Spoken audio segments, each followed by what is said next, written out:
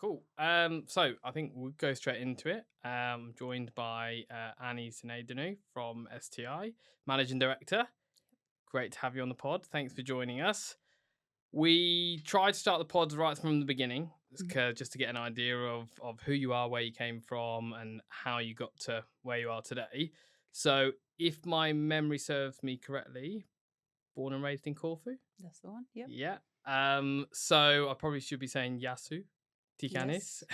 Polygala, Feriso. Bet you didn't know I had that in me, did you, Jack? So where did this young girl from Corfu coming to the UK to be a managing director of an injection molding company? It's quite a story. Can you take us back to life in Corfu and what that was like growing up? Yeah. Well, first of all, I want to say thank you so much for having me here today. It's a great honor. And I think what you're doing is fantastic work. Oh, thank you very sharing much. people's stories. Because I think a lot of the time people look at you as a person running a company or in a company and they forget that there's actually a human being behind all that Yeah. seriousness that comes into everyday work.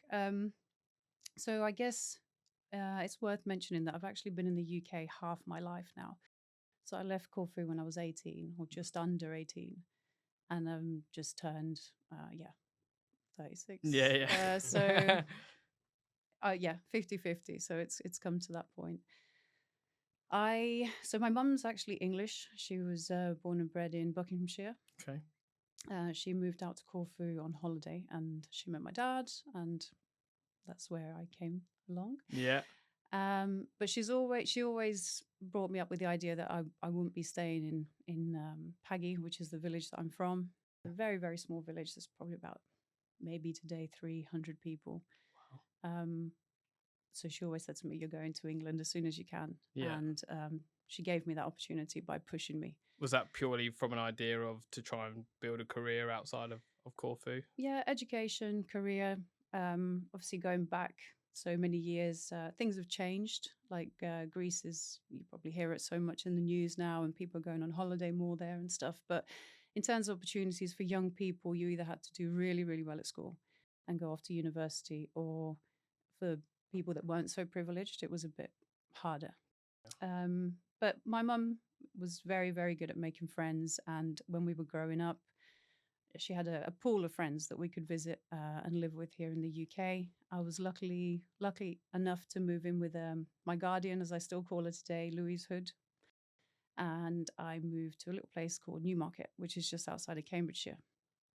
And there I spent the first few months working for So how old are you at this point? So still under 18. Right. Okay. Yeah. So you primary school, secondary school was all in Corfu? Greece. Yeah. Okay. And then at this point you're what, 16, 17-ish or 17 and a half. Yeah. yeah. Just Okay. And you're thinking about what university life and that kind of thing, or Yeah. So when I first came here, one of my ambitions was to join the military. okay. Don't ask me why. Any particular area within the military? No. I was Yeah. just always very athletic. Yeah. I loved the fitness element. Yeah. And I thought if I joined the army, I guess there is a reason. Feeling part of a team Yeah. and being part of something bigger. That's Yeah. what I So wanted. did you play team sports growing up and that Yeah, kind of thing? loads of Yeah. football.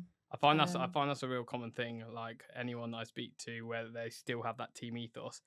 Common thing seems to be they grew up in team environments. I played a lot of rugby growing up as well, and I find that similarity to what you're talking about. Mhm. And I think that's something we'll touch on it in a bit as we progress through the pod. But I'm sure that's very prevalent in the way you're now leading and running the company you're with now. Is that kind of team aspect of it, Yeah. which is kind of ingrained from you from a young age. Yeah. So yeah, sorry, carry on. Trying. Yeah. I played volleyball. I was captain of the volleyball team. Yeah.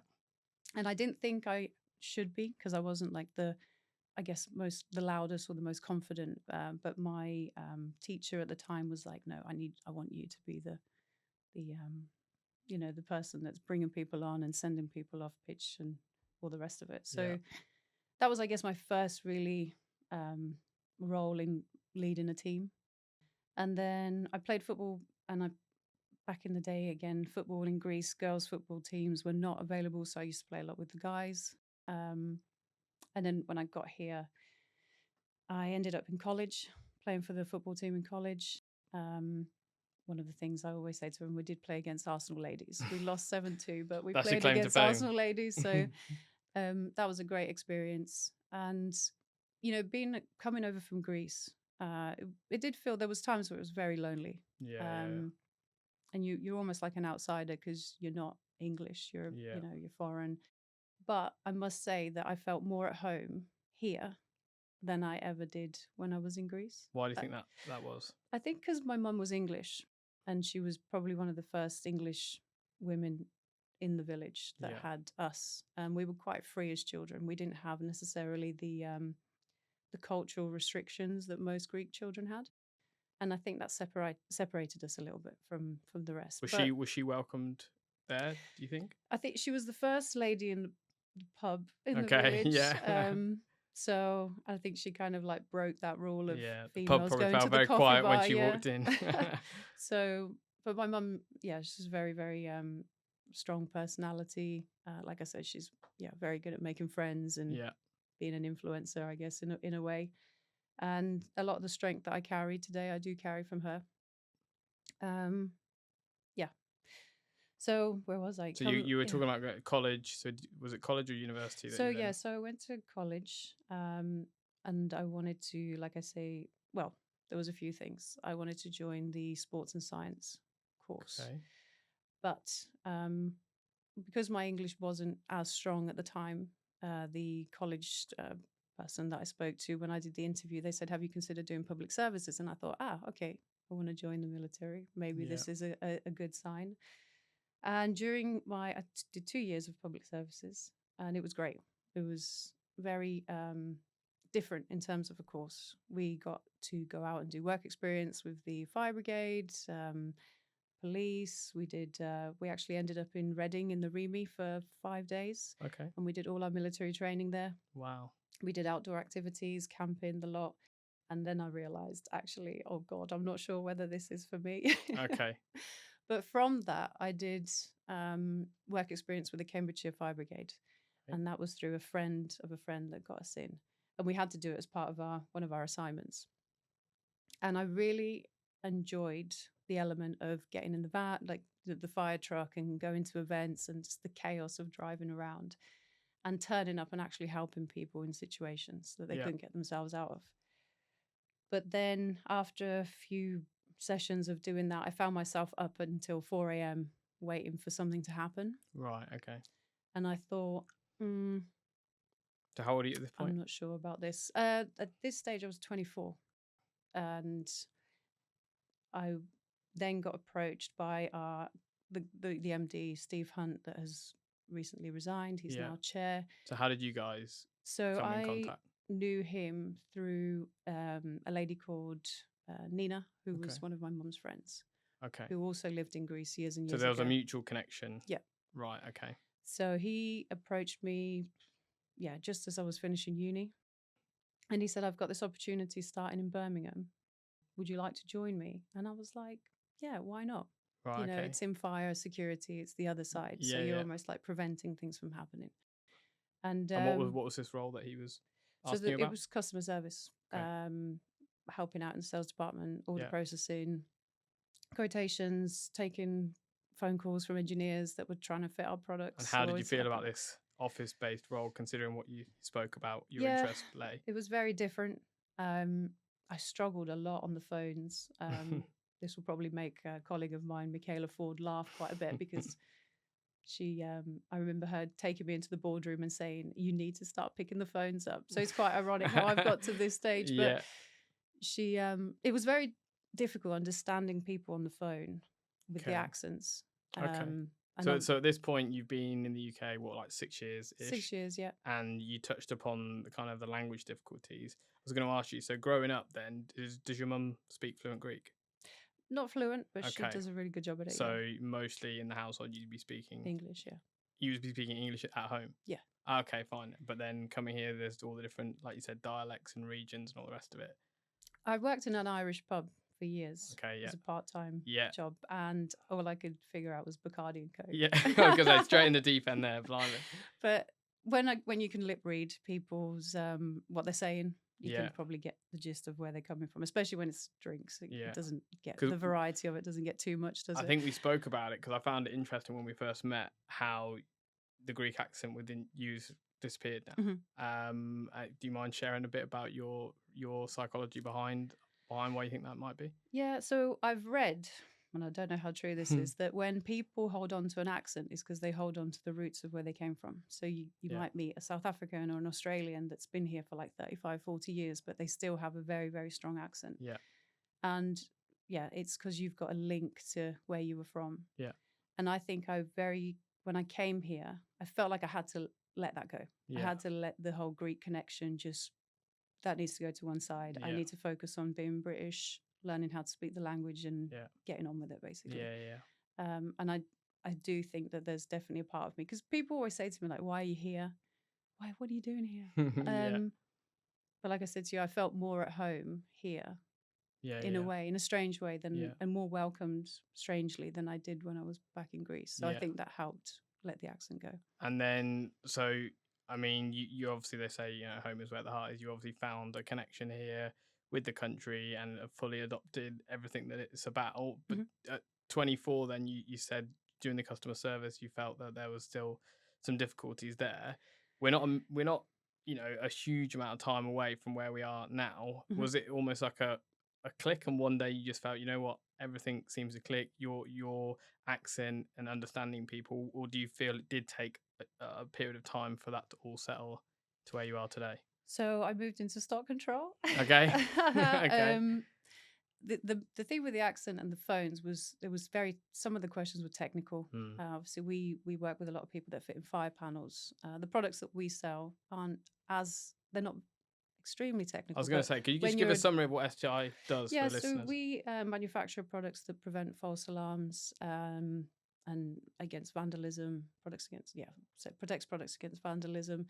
We manufacture a lot of buttons, covers that go over things that protect us in our everyday environments. Yeah. We are trying to shift the company in a new direction, because we are very much known as the accessory company, like the covers. Someone talks to us, STI, oh, you guys do the covers, or the screamers, as people also call them. But we do manufacture the buttons, so we are trying to get our customer base to understand that we are a bigger part of the solution, not just the accessory. So that is something that we're working on as a business to help our customers understand that we do a lot more than just the covers. It's an international company, right? Yeah, we sell globally. Our parent company are based in Michigan in the US. Our founder, Jack Taylor, started the company around 1980. He was approached by a school headmaster that was suffering with false fire alarms because the kids kept setting off the alarms. Right. And he came up with the invention of the first stopper with a sounder in it. So all it Right. is when you lift the cover, it Yeah. sounds the alarm. So the kids think they're setting off the real alarm, when in reality it's not. It's Yeah. funny enough, false alarm. Yeah. Okay. Wow. So, And the company's grown from there. Really, we sell products that protect. Like, so we do cages. So if you're in a sports hall or schools, or you're trying to protect like emergency exit signs from being damaged, or again from vandalism. One of our biggest things at the moment is supporting in the lockdown movement. So we offer a product with a camera, so a button with a camera installed. So when you set the product off, it starts the camera recording, or you can have it recording all the time. There's different settings and variations. There's been a lot of engineering that's gone into the product to make it suitable for vulnerable environments. Yeah. Okay. So I mean, it sounds like from where you were going with your start at customer service, then into stock control. I might be assuming here, but did you get a lot of exposure in different areas of the company before you got to MD? So how long were you in stock control? So I would say every role I've had within the company has lasted for about 2 to 3 years. Yeah.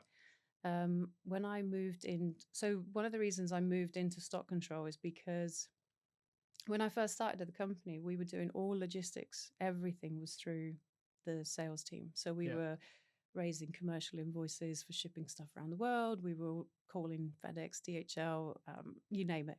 We were doing the lot. And one of the things I wanted to do was separate that, so it became its own department, and there was a person accountable for it. And someone could negotiate better deals with shipping companies and Yeah. freight companies, and just take all that ownership of take it off the sales and customer service team, so they could focus on selling and Yeah. serving the customers.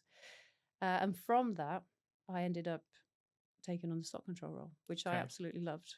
Mm. I love organizing and tidying stuff up. Was that your favorite department or role that you had out of? I would say it was the most rewarding.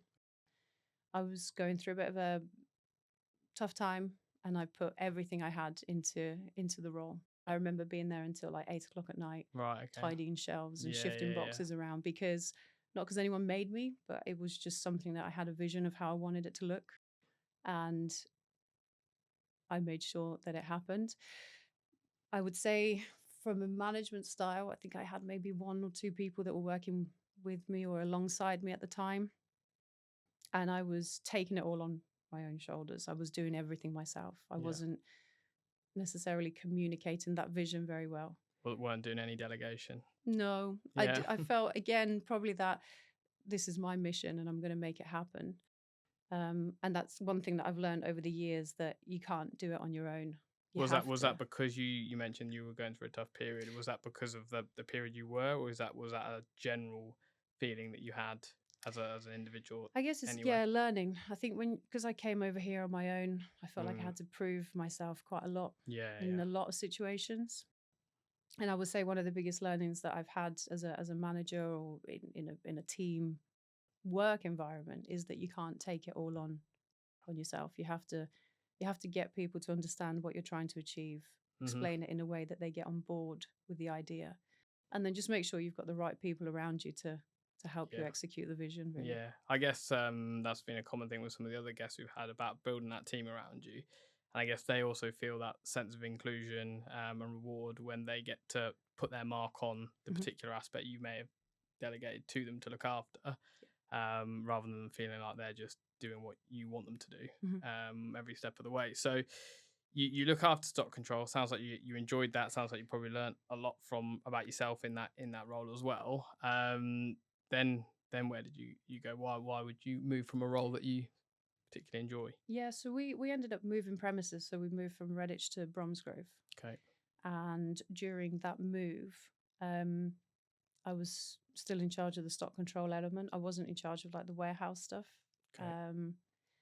And what happened at the time, our sales manager, she went on maternity, Okay. and I got put in to oversee as a team leader the sales department or the customer service team. And one of the things I introduced was our system wasn't necessarily supporting us. So we would put orders in the system, Mm-hmm. they would go through to production. In the meantime, we would have sent off like an order confirmation saying your order is going to be ready in 2 to 3 days. Then the production team would come up and say, we haven't got the stock, or we haven't Right. got this. And then you'd have to go back to the customers and let them down. So one of the things I introduced, I was like, right, before any orders go into production, give them to me. Let me make sure we've got what we need to achieve this. Yeah. And then send your confirmations to customers. And was that because of your understanding of the stock control? Yeah. Yeah. Okay. So obviously taking on that team leader role, I believe I proved that I could introduce some new processes, streamline, Yeah. make things a little bit better, give some more confidence to the team of what we can and can't achieve. Yeah. And from that, I ended up doing like a purchasing manager role. Okay. And then from that, I took on the warehouse as well, and Okay. the shipping logistics team. Yeah. So things started So growing. is this a new role that you've ended up going into and creating, or were you stepping into somebody else's role at this point? No, it was a new role. What I had said to the MD at the time is that I can't keep this going smoothly because I can't oversee what's going on in these other areas. Maybe a bit of a control freak Yeah. moment. Maybe cut that out. But it was, if I can oversee this and I can get this team working together, I guess, instead of against each other or in silos or whatever the correct terminology is, then maybe we can make it better for the sales department. Because I'd been in the customer service role in the sales team, I knew how difficult it was when we didn't have stuff to go Yeah. back to customers and let them down. And that was something that I wanted to try and avoid as much as possible. Yeah, I mean, to be fair, I don't think you mentioned it's like a control thing, but having that understanding of how the business operates in other areas, I Mhm. think allows you to be better within your role. I remember for us growing up, my parents had never wanted us to get involved in the business, but we'd always be out in the mold shop. And I'm so grateful that we had that experience of being out in the mold shop and being on the end of the machines, not just sat in the office or doing fun things like this, because I know exactly what the guys are going through right now and what they have to do. And I think it's similar for yourself. By doing that and understanding how that all works, it allowed you to then find the areas that probably could do with a little bit of tweaking. And also they appreciate that you know how that all works and what they might have to troubleshoot because you've been there yourself. So I think it's a good thing, and probably allowed you to be in the position you are now. Yep. I mean, from that, I ended up taking on the production as well. Okay. Because I found that our warehouse stock wasn't accurate, and I was like, why is this happening? Like, if it comes in right and it goes out correctly, then where is this fluctuation? So I took on the production, and I think we spent a good 3 months correcting like all our bill of materials. Like, people were just using their initiative, which is fine, and they were swapping stuff out, and I was like, you can't do that anymore. But it took us, I mean, there was I'd do a shout out maybe to Joe Kelleher. He was a massive part of making that happen. Like I say, we spent a lot of time going through every single bill of materials and correcting So what was Joe's role in the company? So he'd been with the company, I think, but when he left, he'd been with the company for over 25 years. Right. And he'd grown up with the company. And he'd worked in the production, and he oversaw the production team. Okay. So he was like my support supervisor in the role. And we worked together for a long time and supported each other through COVID. We've seen quite a few difficult times, but he moved on. I think it's a couple of years ago now, for a different role. Right. Okay. Fair enough. So you go into stepping into production. Have a little look at that. Is at this point, what machinery are you using? Yeah. So at the time, there was no machinery. We were buying parts in from our parent company, buying parts in from local suppliers, and doing the quality control goods in and assembling more of our products. So the investment of the machines came in last year. Okay. Angle machines. Yeah. We've got an 80, a 120, and a 220, and it's been a game changer for us as a company as well, because it's important for the team. We call ourselves a manufacturer, and it's nice to be able to say, yes, we are a manufacturer. Obviously, there's been some challenges, but I must say I've got a very, very good team in that area. So had any of your team been involved in manufacturing and injection molding specifically? So a couple of the people that we have working on the machines now have worked in manufacturing all their lives. Were they new people that you brought in because you were taking on some in-house manufacturing? Yeah. Okay. But again, shout out to Hugh Reel. Yeah. He's been with us for over a couple of years. He was instrumental into getting this project as good as it is. Well, I've seen it, and it's super impressive. I mean, the space that you guys had to operate within is tight. And it looks amazing. It works incredibly well. And I guess that's part of the relationships you build outside of even, the companies we work with. It's no secret that that's part of what Engel do and help and support with. But you mentioned a couple of names there, and we touched upon it earlier. Building that right team around you was integral, because I'm sure you'll admit it, I admit it, that we can't do this kind of stuff that they do. As much as I wish I could do all of it, you just can't. And allowing them to flourish, I think, gets the best out of everybody and helps businesses grow. Yeah, for sure. Hugh is incredibly where there's a problem, he finds a solution. Yeah, so he likes figuring it all out, doesn't he? Yeah. I think I know him on a personal level as well, and I had conversations with him where I'll say, "Oh, what do you think about this?" And he'll come into the weekend, he'll be like, "Oh, mate, I'll be thinking about that all weekend. By Monday, I reckon I would have figured it out." Like, he just loves it. Yeah. Which is a great asset to have.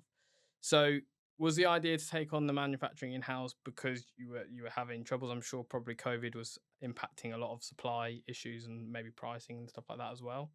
So kudos to our previous MD, Steve Hunt. He one of his ambitions before he left or stepped down was to make sure that we had the capability of doing our own injection molding.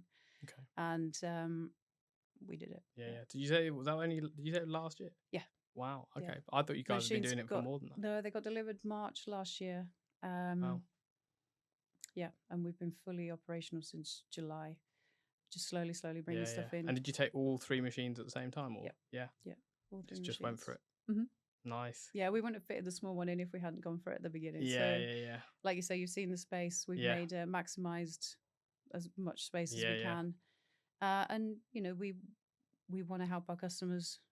We have a massive variety of products, from like tiny to huge enclosures, and we wanted to make sure we've got the capability to be able to support that. yeah, yeah, for sure. So you brought into in-house manufacturing. You've got experience around different areas. Conversation about MD. So how long have you been in the role of MD now? April Fool's Day. Okay, right. So Was that yeah, deliberate? Or? I think so. I think he stitched me up there. Yeah. Yeah, 1st of April. Okay. And how did you get much conversation before April about the Yeah. possibility of that? So I stepped into a director role a couple of years ago, Okay. just over 2 years. Yeah. Steve has always believed in me Mm-hmm. more than I've believed in myself Yeah. a lot of the time. And he's definitely encouraged me and directed me into taking So do you on think more he knew challenges. about this plan probably long before you probably did? Yeah, I think he can see the future. He Yeah, says yeah. he can. So yeah, Yeah. yeah. Okay. And so when there must have, I assume there was a conversation where it was the idea was floating around, but he kind of sat down with you and said, right, Annie, I'd like you to take on the role. I want to step away from the business. Mhm. When was that? Can you remember? So that yeah, I would say conversation started a couple of years ago. So it Okay. was so he gave me a lot of time Yeah. to prep and introduce some changes and try and find myself. So I was ready Yeah. to step into it. A lot of people have said to me like, "Oh wow, what's changed? Yeah. How are you Yeah. feeling about things?" And I'm lucky enough to obviously there is more to it, but it hasn't been a shock. Yeah, yeah, So yeah. It was a nice, smoother yeah, transition rather than just straight in at the deep end. yeah, and I've been really grateful of that. And people have known about me stepping into this role, let's say for a couple of years, and it's Yeah. great to have again built a team around me because I couldn't do it without the people around me, like Dave Budd. He's our finance director now. Okay. He's also my partner. We work together really well. Yeah. And What's that dynamic like? Because obviously I'm also part of a family business. How do you find working with your partner? yeah, I love it. To be fair, Yeah. we when we're at work, we're at work. Hmm. If we disagree, we disagree, but it's we work through it. Yeah. Yeah. And Dave always is the reason, the voice of reason. Okay. Yeah. So if I get overwhelmed or if people are coming to me with like loads of stuff, I'm like, right, Dave, where are we with this? Yeah. So we Yeah. sit Yeah. down often, if not every day, at least once a week, and think, right, where are we going with things? And are you able to switch on and off the work life and home life, or does it often overlap? It's challenging, but Mm. I think that's probably more down to me. Okay. It's a new role. I've got a lot going on in my head at Yeah. times. And what I do now is I record myself on my Okay. ideas and I leave it until the next day where I write as much down as possible. But yeah, I do go on about work, probably a bit more than I should. Yeah, well, the thing is, when you're passionate about the role, it doesn't like. I get the sense you probably feel the same. Is it's not really work when you are so invested in it, you are so passionate about it. Yeah. I have the same with clients. Like if I need to speak to them on a weekend, Mhm. fine, because it's important, and I care, and I know you're very much the same. So it is difficult. Sometimes it's the people around you that I think you need to be sometimes conscious of that. For them, it might not be everything, but it's a difficult balance to switch on and off. But like you said, you're still figuring out the dynamics at the moment with your new role. So is there anything that surprised you about the role? Mm, have not surprised me. I would say that, the situation in the Middle East at the moment is Hmm. worrying. Yeah. The team, we had a really good year last year in terms of efficiencies and growing team morale. And I Yeah. think this has probably just been a little bit of a hit Yeah. this year. But it's not anything, like I say, we've got through COVID. It's nothing that we can't overcome.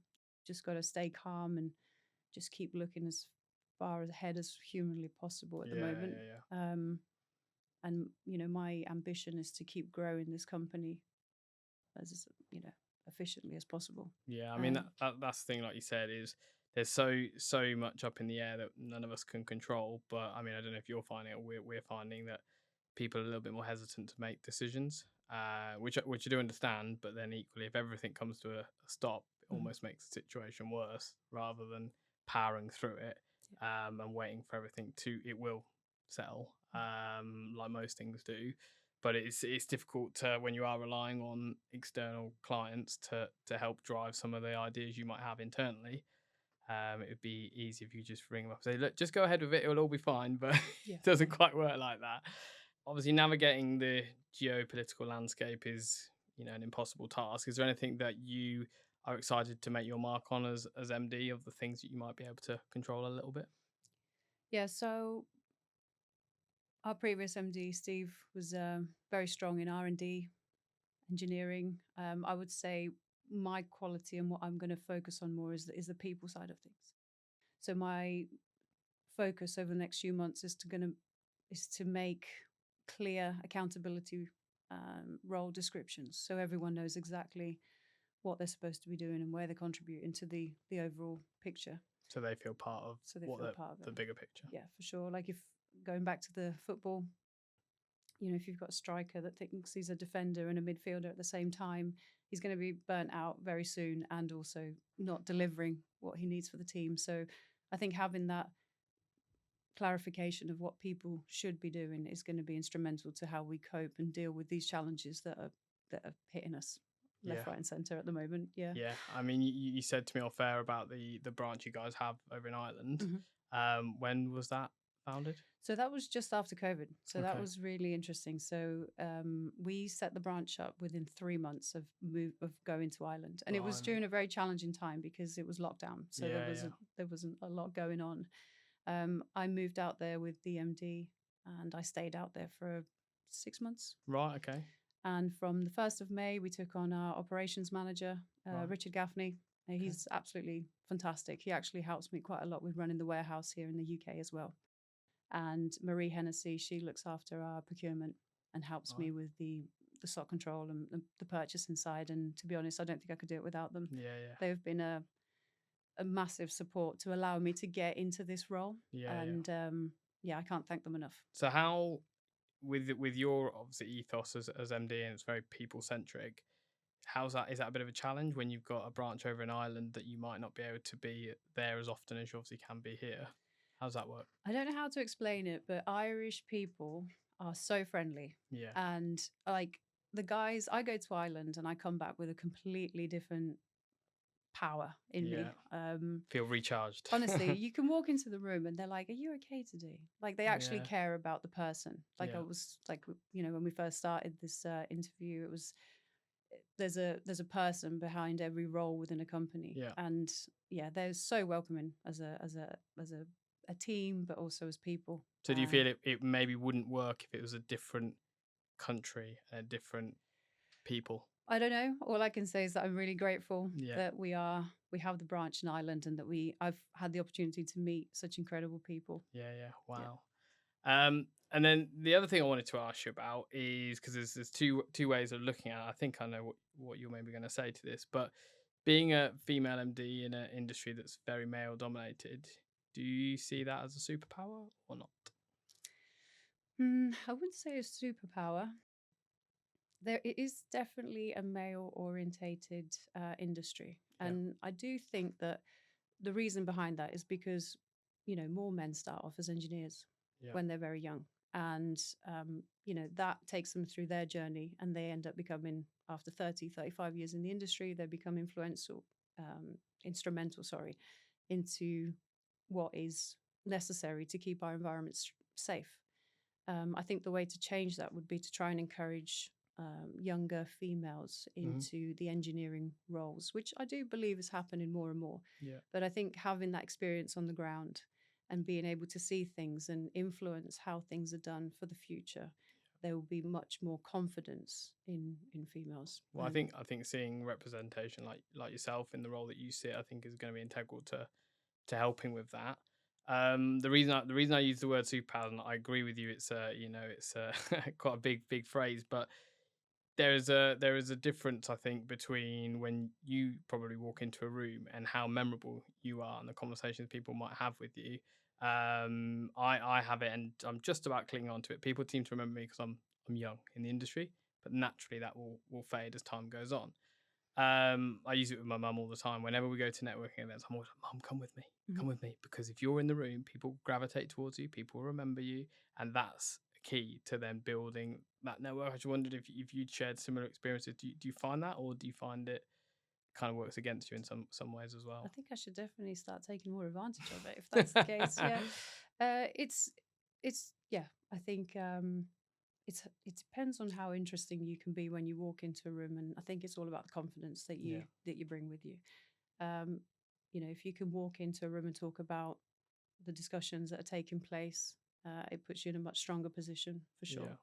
Yeah. There are a number of female MDs. We're seeing more and more of them, and that's a fantastic thing. But it's all to do with capability. I Hmm. think if you're capable, then it shouldn't really matter whether you're male or female. Agree. Um, but I do feel that increasing the number of women in the industry, like any industry, is to try and get them in from a young age so Yeah. they can understand exactly what's Yeah. going on. No, fully agree with that. We're going to finish with a little segment, which is our made or broken segment, which is our version of this or that. So I'm just going to give you a few questions. Don't overthink it. Don't give any backing behind your answer. Just quick fire. Okay. Back yourself or seek reassurance. Reassurance, Specialize or stay broad. specialize, Be liked or be respected. be respected, Speak up or stay quiet. speak up, Innovation or consistency. innovation, Routine or variety. variety, Perfect. for sure. Thank you very much for joining us. Thank you very much. You've been listening to the Made podcast, a podcast that speaks to those who have made it in the industries that make things. Thank you to our sponsors, Engel, and of course, the team at Pod Collective for bringing this all together.